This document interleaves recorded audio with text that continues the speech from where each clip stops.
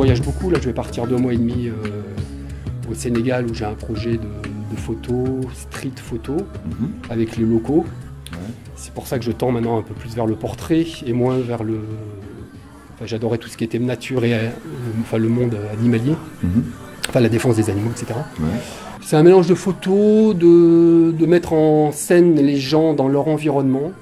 Donc les photographier, projeter leur image, par exemple un pêcheur sur un filet pêcheur, projeter l'image du... Et puis surtout créer des contacts et créer une expérience avec des locaux, en fait, c'est ça qui m'intéresse. Non, mais c'est rigolo parce que chaque peinture que je fais, je filme aussi. Et je fais le making-of de chaque peinture. Là, ça va peut-être être ma 32e film. Bon, c'est pas des films YouTube, hein, c'est vraiment des petits courts-métrages, le making-of de la toile. Donc ça peut aller entre 5 et 12 minutes, disons. C'est aussi autobiographique, s'il y a des gens qui passent. Ça montre la vie dans l'atelier pendant les 2-3 semaines que la toile se fait. Donc c'est pour ça qu'il y a toutes ces lumières et un peu pour faire le film aussi. Donc tu es plasticien et cinéaste ou plutôt cinéaste et plasticien? Bah, je dirais plutôt plasticien et après le cinéaste est venu après, quoi.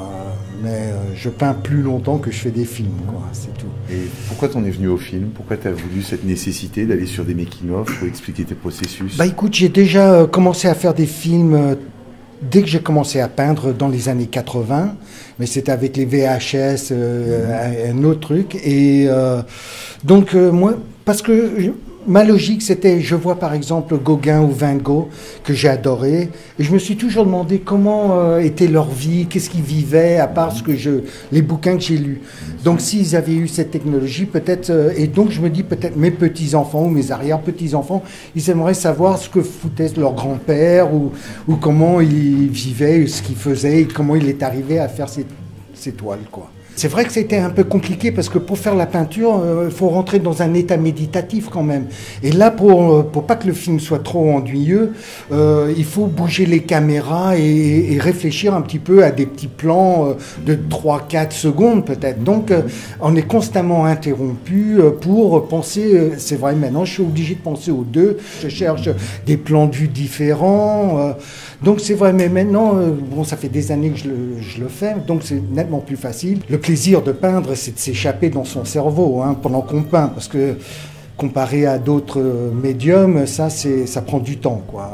Dans les films, on croit que la toile se fait comme ça, mais ça prend plusieurs semaines, quoi. Et tu travailles sur quoi en ce moment alors? Ben, je travaille sur cette toile-là. En ce moment, je fais voilà, une continuation de mes peintures acryliques sur toile. Et alors, dans ton travail, il y a quelque chose d'à la fois très naïf. Je pense à ces perroquets, la nature, etc. Donc un côté très naïf, et en même temps quelque chose de très engagé ou de très parlant avec ce personnage qui est une espèce de masque à gaz. Oui, c'est vrai. Bah écoute, les deux choses sont vraies en fin de compte. Les masques à gaz, parce que ça fait des années que je le peins et ça représente Monsieur Tout-le-Monde. Il n'y a plus de race ou de religion, c'est l'humanité qui est en jeu. Et c'est vrai, c'est un peu naïf parce que j'ai peint dans ces années 90, quand j'étais à Paris dans les squats, avec un groupe qui s'appelle Zen Copyright, et on peignait sur papier qu'on collait dans la rue. Okay. Donc pendant des années, c'était street art plus ou moins, et comme c'était peint à la main, fallait y aller rapidos, quoi. C'était quantité plutôt que qualité. Puis à travers les années, les actions collage dans la rue se sont ciblées. Et j'ai pu aussi, avec la stabilité d'un lieu, développer ma peinture autrement que sur du papier quand même. Donc tu as commencé à travailler dans l'urgence, sur l'urgence, et maintenant tu arrives à un peu plus prendre ton temps, mais quand même travailler sur l'urgence alors. Dommage que je n'ai pas sorti la phrase moi-même. Si tu veux, on peut la retourner et puis tu la sors.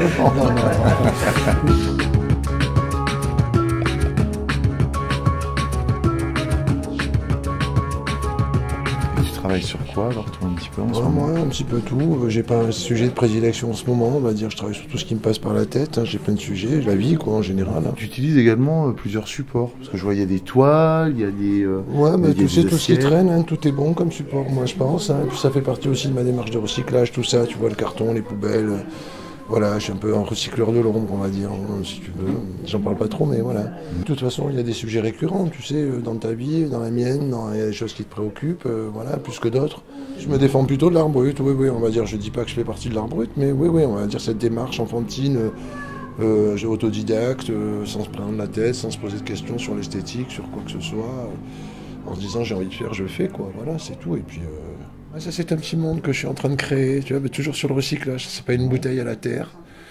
Et ben elles sont remplies de terre justement, du coup, ben voilà, on les jette toujours à la mer, ça marche jamais, donc à la terre peut-être ça marche, je sais pas. Donc ça c'est un work in progress? Ouais, c'est ça, c'est un petit monde, je sais pas quand ça va s'arrêter, un jour je vais l'installer quelque part, le jour où je jugerai que, ou ils me diront qu'ils ont envie de partir, voilà, qu'ils sont assez nombreux pour y aller, alors on verra.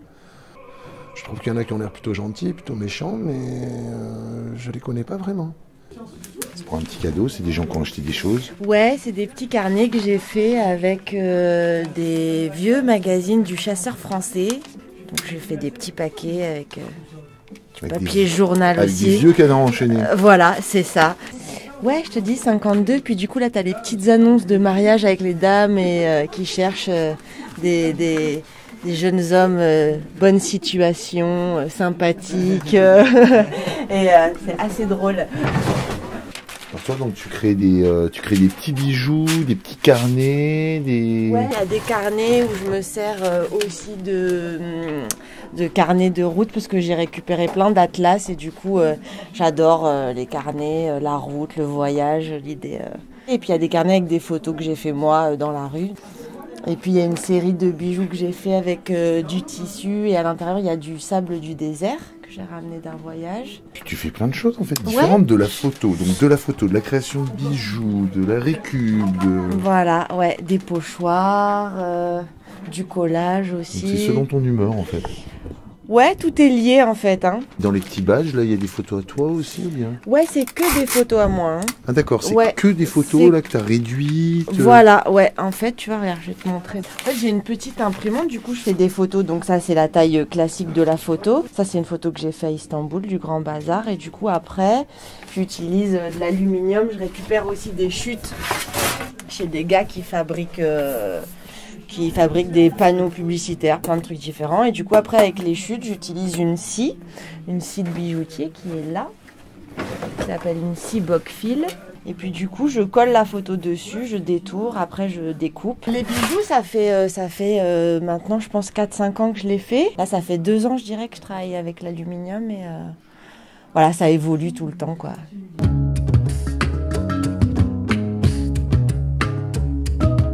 J'ai 2 facettes de plasticienne, c'est-à-dire la plasticienne engagée et la plasticienne poétique.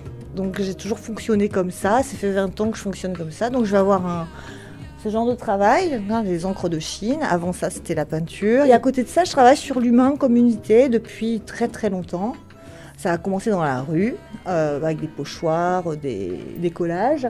Et puis au fur et à mesure, ça mute. Hein, donc ça peut être des boulots très très différents visuellement, mais qui parlent de la même chose. En ce moment, je travaille sur un arbre, depuis 2 ans à peu près. Mais alors cet arbre, donc c'est une future installation donc? C'est une future installation, expo. Il va y avoir du son, de l'image, du dessin, de la photo. Tout autour d'un arbre en fait surtout de sa graine hein, que j'ai d'abord trouvée avant de savoir à quel arbre elle appartenait. Donc il y a eu tout le processus de d'où vient cette graine. Des graines, surtout les samaras, sont des graines qui voyagent, qui sont emportées par le vent et qui peuvent tomber dans le sac de quelqu'un, atterrir dans un autre pays, être encore emporté par le vent. Et un arbre, du coup, qui vient de là, peut pousser complètement ailleurs. Et le paradoxe, c'est qu'en fait, cet arbre est dans la coulée verte. Coulée verte qui a été construite un peu pour éviter de construire des logements sociaux. Donc je trouve que c'est assez paradoxal, comme cette ville est paradoxale. Et on se raccroche aux têtes de prom aussi comme ça, dans cette histoire de migration qui est absolument pas gérée dans la région, sinon par des bénévoles, et qui se mettent même dans l'illégalité ou les droits de l'homme complètement, on ne sait pas. Là, il n'y a plus, voilà, tout le monde crève et tout va bien. Je suis quelqu'un de poétique à l'intérieur de moi, et je suis aussi quelqu'un d'engagé. Donc ça se ressent dans mon travail, tout simplement, de plasticienne, quoi. Alors toi, tu travailles donc avec du bois flotté, je me souviens. Je travaille avec, pas que le bois flotté, je travaille avec tous les cadeaux de la mer. C'est-à-dire tout ce que rejette la mer, tout ce que rejette toi, la tu mer, l'acceptes. Mais il faut qu'il y ait une trace, une ride, une souffrance quelque part, et un côté magnifique de par le fait que ça a été abîmé. Parce que quelque chose qui est rendu par la mer mais qui est neuf ne va pas forcément m'émeuvoir. Donc ça peut être justement, bien sûr, des bois flottés comme dans ce cas-là. Ça peut être de la ferraille rouillée. Ça peut être des matières plastiques qui ont été un petit peu en combustion et ensuite reballottées, donc réadoucies comme forme avec le travail de l'eau. Donc il y a toujours ce parler du temps qui passe, du temps qui use, mais du temps qui magnifie. Et dans le cas des minéraux aussi que j'utilise, le minéral est évidemment quelque chose qui ne se fait pas vite. Et tout mon travail justement dans une société où tout va vite, c'est justement parler de quelque chose qui va lentement. Les rides se forment lentement.